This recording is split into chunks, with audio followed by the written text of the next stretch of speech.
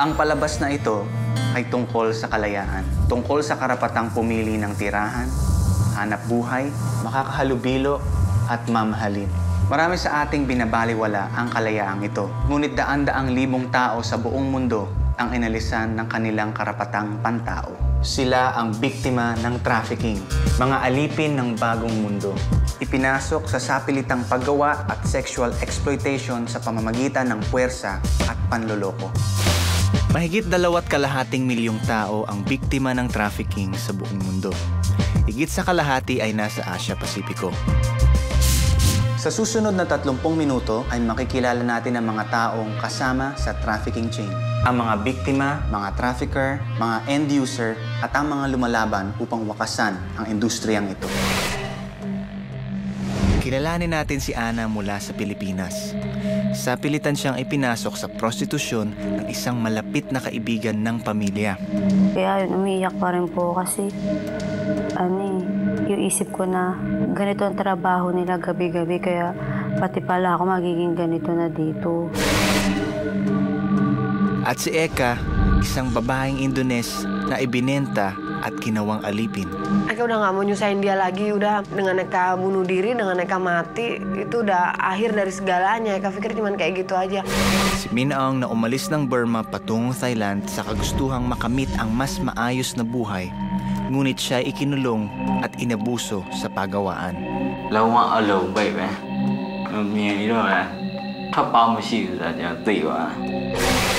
Sina Ana, Eka at Min-aung ay nabiktima ng mga trafficker na tulad nito. Pinamumunuan niya ang isang malawak na operasyon ng trafficking sa Pilipinas at kilala bilang chairman. Nakunwari kami nagre-recruit for abroad. Tapos doon na niya malalaman ang trabaho, prostitution. Pinipwersa ni chairman ang mga babaeng tulad ni Ana na makipagtalik sa customer tulad ni Ama na mula sa Taiwan. 那种可能是偶尔那种出去玩乐那种小朋友出去玩乐那种心情，偶尔去。Si Lieutenant Colonel Panya ng Royal Thai Police at ang mga tulad niya ay sinusubukang wakasan ang trafficking.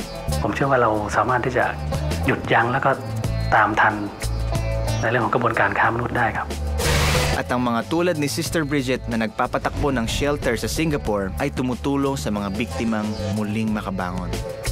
Some of them have not been paid their salaries for years. Some of them are physically abused. Some of them have suffered sexual harassment, molestation, even cases of rape.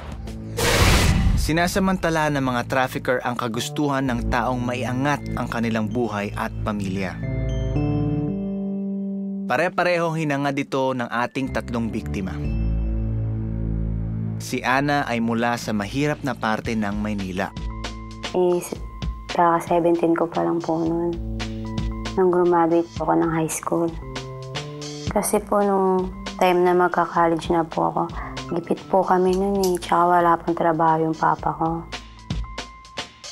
Pareho rin ang sitwasyon ni Eka. Aku menikah pada usia 18 tahun. Setelah 1 tahun anak pertama lahir, mempunyai anak yang kedua.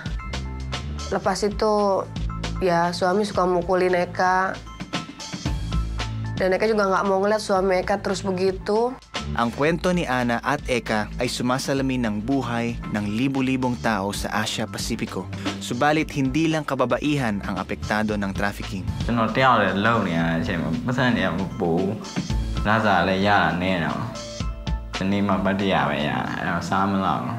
Sina Ana, Eka at Min-aung ay nahikayat ng mga recruiter. Sila ang unang nakakasalamuhan ng mga biktima mula sa masalimuot na mundo ng trafficking. Katiwa-tiwala ang mga taong ito at nangangakong bibigyan ng katuparan ang kanilang mga pangarap. Mga pangakong huwad. Tapi orang itu menjanjikan banyak hal lah gitu. Menjanjikan kehidupan yang lebih baik dan lebih bagus. Karaniwang kilala at pinagkakatiwalaan ng mga biktima ang mga recruiter. Si Ana ay ibinenta ng kapitbahay ng kanyang tiyahin na nangakong ipapasok siya bilang waitress sa ibang bansa. Tsaka paulit-ulit ko silang tinatanong kung safe ba ako doon. Ang sinasagot lang naman nila sa akin, oo, safe ka doon, huwag ka mag-alala, aalagaan ka ng pinsan ko. Kaya nagtiwala ako. May ahalin tulad din ang pagkakapasok ni Min Aung sa mundo ng trafficking. ကျွန်တော်ဟာပွဲစားကိုတော့ကျွန်တော်မသိဘူးဒီပွဲစားရဲ့ဒီပွဲစားကိုတီးတဲ့ဟာကျွန်တော်နဲ့အိမ်နားမှာနေတဲ့ဘုံကြီးပေါ့အဲဘုံကြီးနဲ့တီးဘုံကြီးကအဲ့ဆိုရင်ညသွားတယ်သွားလို့ရဒါပေမဲ့လင်မယား2ယောက်သွားမှရမယ်ကျွန်တော်တယောက်လည်းဆိုမရဘူးတဲ့အဲ့ဆိုလေလင်မယား2ယောက်ဆိုတော့ကျွန်တော်မိန်းမအလုံးမလုံးနိုင်ဘူးကျွန်တော်မိန်းမကိုဝင်နေပေါ့လိုက်ကွာလိုက်တယ်လင်မယားတွေပဲသူတို့ယူမယ်တယောက်လည်းဆိုမယူဘူးတဲ့အလုပ်ကအရေးကြီးနေတယ် 20 taon nang nagtatraffic si Chairman ng mga batang babae at ginagawa silang sex slaves. 150 babae ngayon ang kasama sa kanyang prostitution ring. Gumagamit siya ng magagaling na recruiter upang mang-akit ng mga batang babaeng magbebenta ng laman. Kadalasan, lagi silang may mga bagong biktimang aalipinin. Kailangan di magmawalan ng pera yung recruiter. Pambali, parang pinababali na namin sa mga magulang ng mga babae. Para lang masama. Siyempre, yung mga magulang, kung mahihirap sila doon, timano, kumakagat yan Pagsisinungaling yung mga sinasabi ng mga recruiter. Sa puntong ito ay wala pang malay ang mga biktima sa panganib. Nire-recruit din ang mga biktima ng mga peking ahensya na kunwari nagbibigay ng trabaho sa ibang bansa. Ang mga biktima ng mga ahensyang ito ay dinadala sa mga di umano'y training camp. Dito sila ikinukulong at pinapahirapan. Sa ganitong lugar dinala si Eka. Kita tidur di lantai tanpa alas sama sekali. Jadi kita tidur hanya di ubin gitu aja. Jadi dikasih mandi, kamar mandinya itu cuma satu. Setelah itu kita di-mental untuk dijemur, dihujan-hujanin. Ya itu kan Eka kan di penampungan itu udah 1 bulan. Di situ udah bener-bener nguji mental. Jadi untuk membiasakan diri kita jauh dari keluarga.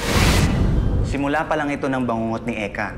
Dadalhin pa siya sa among aabuso at lalapastangan sa kanya. Sa ikalawang yugto ay susundan natin ang dinanas ni Eka at iba pang mga biktima ng trafficking.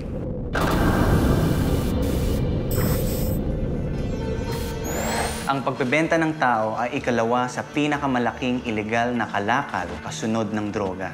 Mahigit sa 10 bilyong dolyar ang kinikita ng mga trafficker taon-taon sa pagbibili at pagbebenta ng mga tao. Ang mga biktima ay dinadala sa iba't ibang bansa sa Asia-Pasipiko. Ayon sa UN, ang Japan at Thailand ang dalawa sa may pinakamataas na nauulat na kaso ng trafficking sa buong mundo. Pinangakuan si Ana ng trabaho bilang waitress ng kapitbahay ng kanyang tiyahin. Isang taong kakilala at pinagkakatiwalaan. Sinundo siya sa airport ng pinsan ng kapitbahay na iyon. Ang hindi alam ni Ana ay malapit nang dumilim ang kanyang mundo. Dumaan po kami sa parlor. Pinaayos niya na yung buhok ko, inayusan niya na ako. Dumaan na po kami dun sa tinutuluyan namin. Nadatnan ko pong babae doon, 5 po. Pang-6 po ko. At ang pinuno ng malaking grupo ng prostitusyon na ito, si Chairman. Maraming beses na nating nakita ang ganitong sitwasyon. Marami siyang aabutang babae. Tapos yung mga babae, tinatanong nila, oy, tiga saan ka ba? Ilang taong ka na? Sabihin ko,